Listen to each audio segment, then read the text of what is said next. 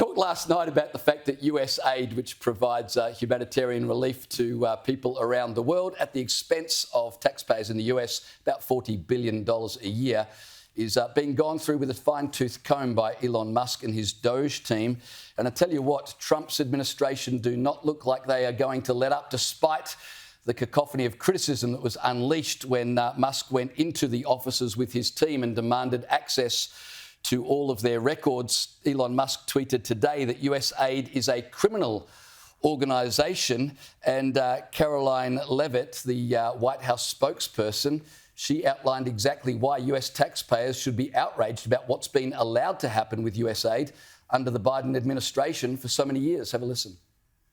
If you look at the waste and abuse that has run through USAID over the past several years, these are some of the insane priorities that organization has been spending money on. $1.5 million to advance DEI in Serbia's workplaces, $70,000 for a production of a DEI musical in Ireland, $47,000 for a transgender opera in Colombia, $32,000 for a transgender comic book in Peru. I don't know about you, but as an American taxpayer, I don't want my dollars going towards this crap, and I know the American people don't either.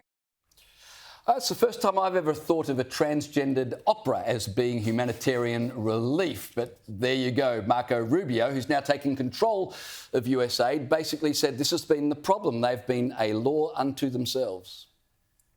They have basically evolved into an agency that believes that they're not even a U.S. government agency, that they are a global charity, that they take the taxpayer money and they spend it as a global charity, irrespective of whether it is in the national interest or not in the national interest. They are supporting programs that upset the host government for whom we're trying to work with on a broader scale and so forth. So they're completely unresponsive. They just don't consider that they work for the U.S. Donald Trump was far more succinct in his take on USAID.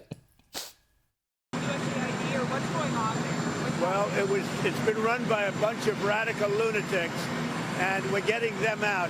USAID, run by radical lunatics, and we're getting them out, and then we'll make a decision.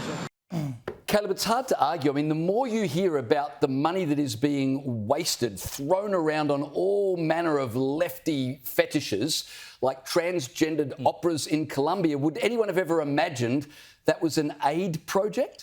Yes, the people running the show were well aware that that was a quote-unquote aid project. That's why they're so upset that the thing's being dismantled, because they can't do what they've always been able to do. Like I said last night, the idea that this was an independent body, so it was not controlled by the president, is crazy. Like, here's just a pot of money for you to go and do what you want with, including DEI in Serbia and transgender operas. Now, I'm actually kind of curious to go to the transgender opera now, because I just want to see what they've spent their money on. YouTube. And I reckon I've got to go and investigate this now. But it's proven what a joke this is, and the idea that there is more oversight is never a bad thing. Unless, of course, you're the one who's been trusted with all the money for that time and you've had the rug pulled out from underneath you. The fact that it's lasted this long. I mean, JFK started USAID and it was supposed to be for this very reason, more oversight. It was like, well, what are these guys getting up to? This was back when the CIA was under Alan Dulles, and good Lord, you can still see the trail of destruction that man left, coups in numerous countries, absolute. So JFK was like, okay, I've had enough of this. I want to overhaul this. But here we are decades later, and it's gone straight back to Alan Dulles style.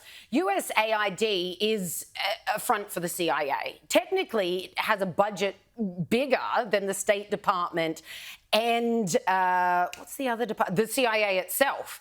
So these guys are the money guys. And there she is, and we can laugh about that list of ridiculous sounding projects. You can bet your bottom dollar that's not actually what it's funding. These guys don't hand out aid. They cooperate and coordinate to do all sorts of clandestine stuff in foreign countries to establish American hegemony in regions where they're like, well, we want a stronger foothold here, we want a stronger foothold there. So it sounds clownish, but you can bet your bottom dollar that's actually not what it's being spent on in those foreign countries at all.